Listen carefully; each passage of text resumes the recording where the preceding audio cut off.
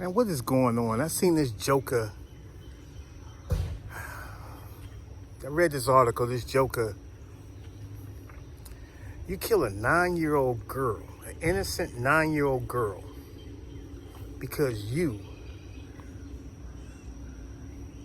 couldn't handle her mom ending a relationship, or whatever that was. You took it out on a 9-year-old girl and executed her because you was trying to bring pain because you can't handle rejection. That's what we call a sucker move. You's a straight up sucker. That 9-year-old girl ain't had nothing to do with that. And in regards, if the girl don't want to be with you or the woman don't want to be with you, man, just move on, bro. What do you think? She's just gonna magically come back now? You killed her daughter? What do you think she's gonna say? Yeah, I want you back. Bro, you foul, man. You foul. And weak. Weak. Doesn't get any weaker than that. You will forever be a weak dude, a lame. You know what I'm saying? You're gonna have to get dealt with. One way or the other, you're gonna get dealt with. The state gonna deal with you. The feds or whoever it is, they're gonna be dealing with you.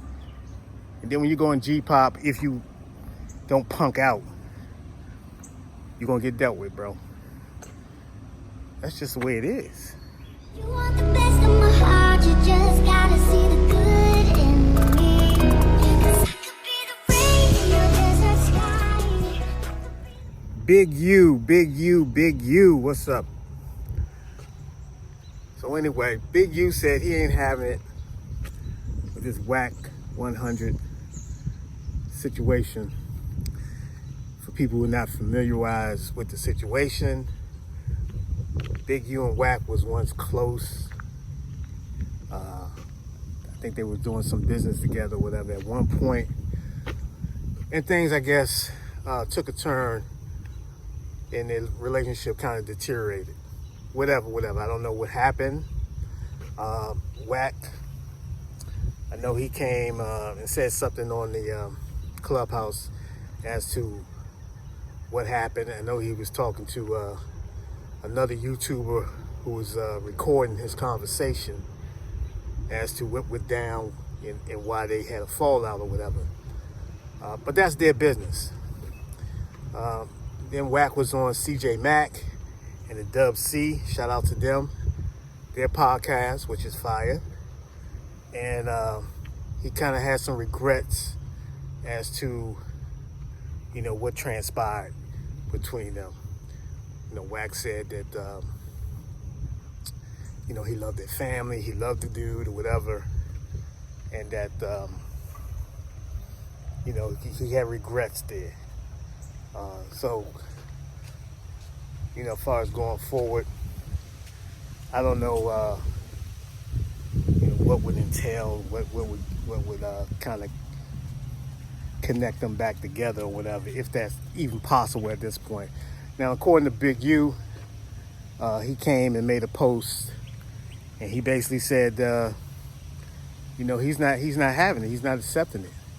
You disrespected, in his words, he said, I'm not going to have any, accept any apologies with someone disrespecting my name, my family, and so forth. So I can understand that. No harm, no foul in that.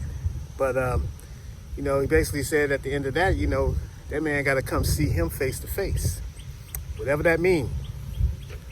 But, man, when people get out there, sometimes this internet and all these social media stuff, you can get drunk with it, and you can play yourself real fast. And, Wack, he's doing his thing. Shout out to him. Regardless how anyone feels about that dude. And shout out to Big U. Let's hope, they can settle their differences like men even if they never come, get back, they're not involved with each other as far as anything socially or whatever. Let's hope that they can, get together as men and talk and settle the differences. So that's all you can expect at this point. Let's hope it don't go left, and any further left that it can go. But they both mature guys, man, and let's hope they can settle the thing like men. Cooler heads prevail. All right, peace. Just one more thing to add regarding WAC 100.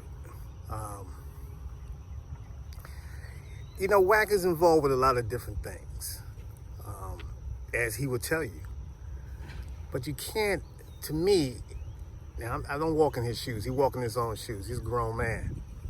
But when you having beef and just negative interactions with people all the time, it gets a little corny at some point. It really does. I mean, at some point, man, he's probably got a lot of people who support him.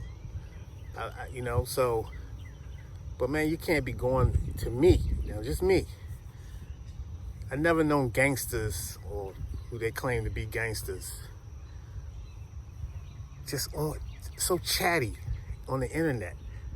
I'm going to do this and I'm going to do that. I'll do this and I'll do. I mean, the things that he said about Jay Prince. Now, in his heart, he felt Jay Prince, called him out his name and was talking violence when Jay Prince mentioned something about he wants all the smoke or whatever.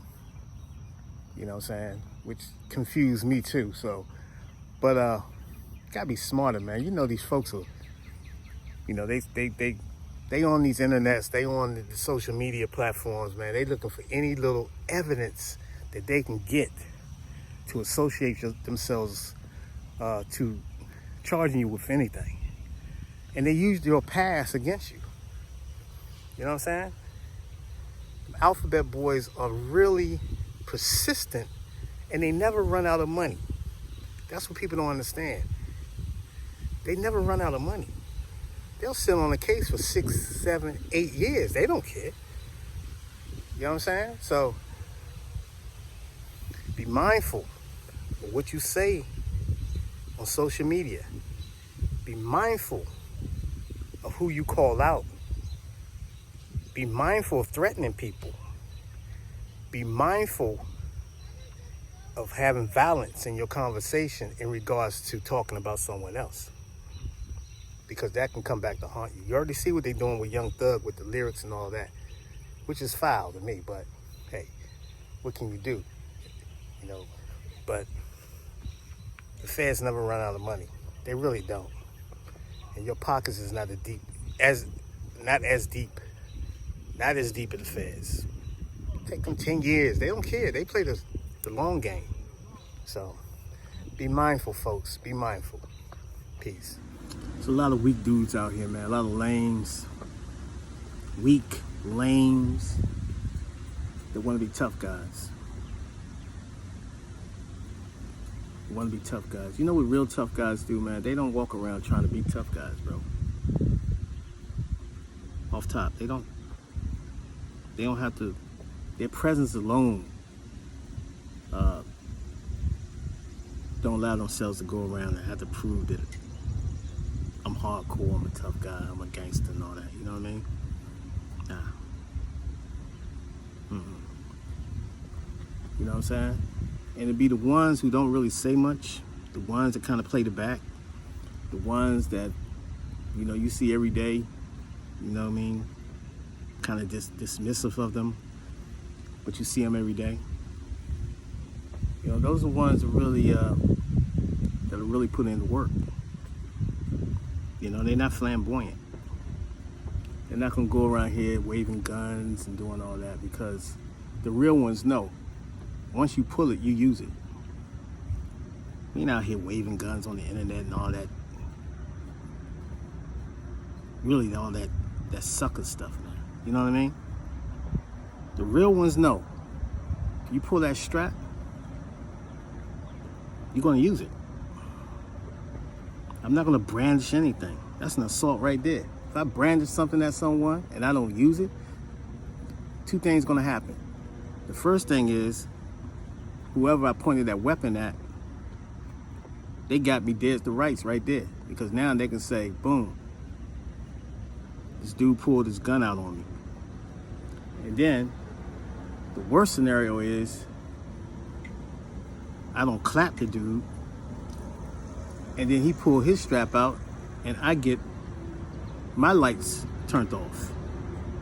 So, the moral of the story is, you don't have to be telling everybody or campaigning you're a tough guy. The real ones just go ahead and do what they have to do, you know, in an unassuming way. You know what I'm saying? Very swift, very direct, and without fail. Stay blessed out. Want the best of my heart, you just gotta see the